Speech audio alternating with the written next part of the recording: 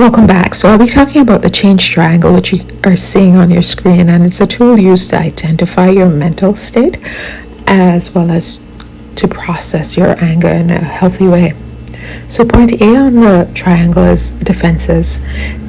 If we aren't able to tolerate the experiences of anger and work with it, we will use protective defenses to avoid it. Sometimes we turn our anger toward ourselves and develop symptoms like drug and alcohol abuse, over or under eating, depression, and ruminating. So that's internalizing anger. Externalizing. Alternatively, we may act out to externalize our anger by storming out of a room, canceling someone, or punching a wall.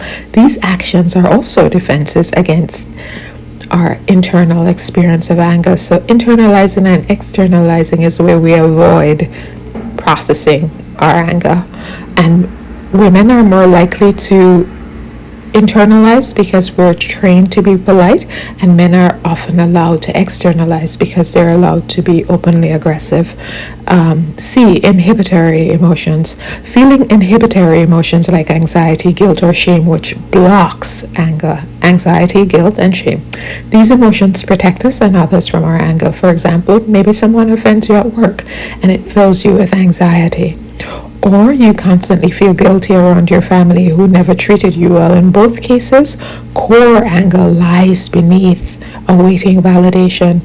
So it says here it protects you, but anxiety and guilt and shame don't protect you in the long run. It's just a temporary fix, a band-aid. The problems will still be underneath. C, it's about your core emotions, fully experiencing and owning your core anger. You know you're experiencing anger directly when you can name it, validate it, sense it in your body, know who it is directed towards, and start to recognize the impulse.